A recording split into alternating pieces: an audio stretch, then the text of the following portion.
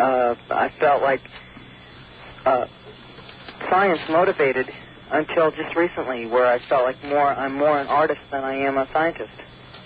And I just wondered how you could bring that about. You know, how could you tell what type of, you know, if you were from Greek society or any type of society, how you could bring it about? Well, I think the most important thing for you to perhaps consider isn't where it's coming from, but what it is you're trying to do with your life. If you want to change your life from being scientific to being creative with the arts, then does it really matter to you if it's coming from Greece or Rome or the 17th century France? No. Okay, that's what you should focus on. Yeah. Because it's very easy to get hung up with having, quote, lived in Greece, end quotes, and in so doing sort of stifle yourself. If you really want to know about what's going on with that part of your life, then certainly our offices can help you. There are competent people that can allow you to explore that. But I can tell you that if you were to come to someone trained in my method with this, we would explore with you the changes that you're wanting to make in your life and let that come from wherever it is. Yes. I've already made the choice to become more artistic than scientific. Okay. Do you feel blocked in that? Huh? Do you feel blocked?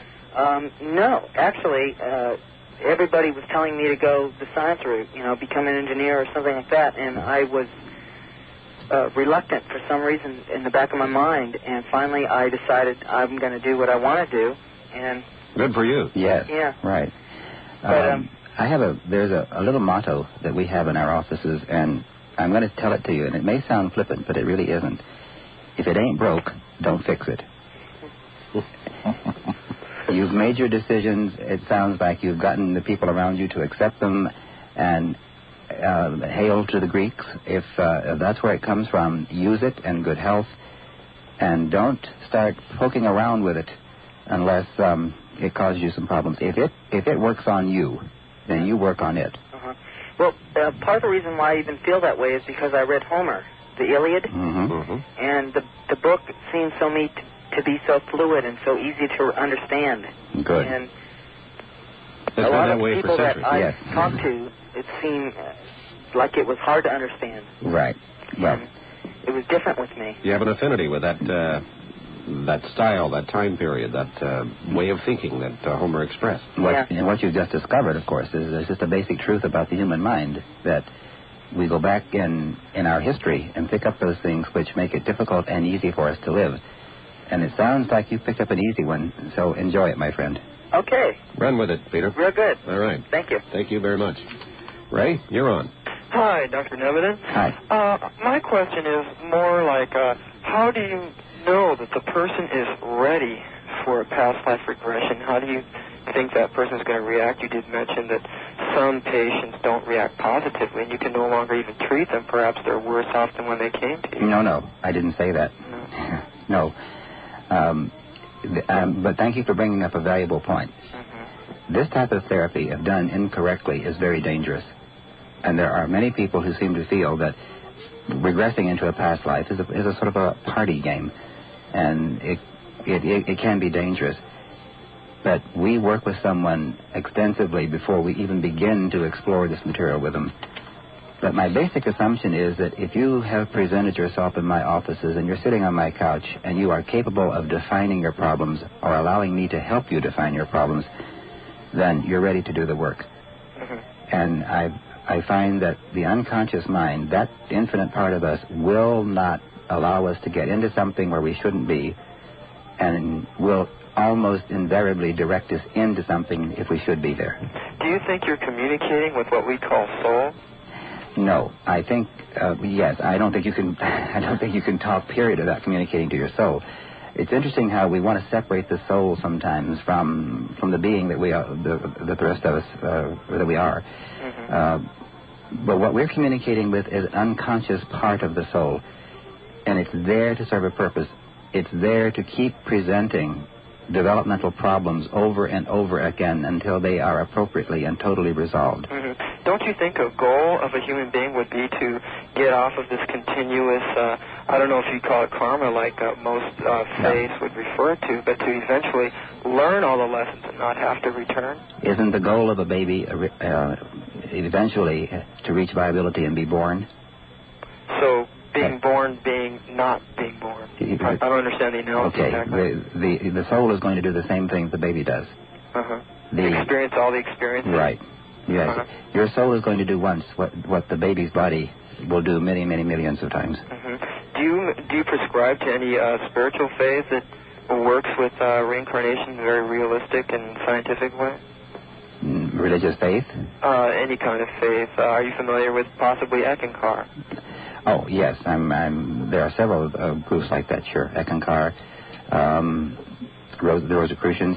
Mm-hmm. There are some very valuable local centers that have integrated religious beliefs and these theories very, very effectively. How do you think the early-day Christians believed in reincarnation? Yes, they did. For about the first 5 centuries. And well over 3/4 of the people on the face of the earth today believe in it. About 85%, actually. Yes. Doctor, how do you think this will affect any future lives you may have?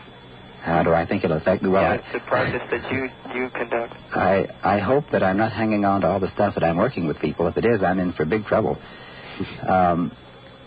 I hope that this is an ongoing process of my own, too, and I hope that it will help eliminate and clear and bring about a greater sense of clarity for myself.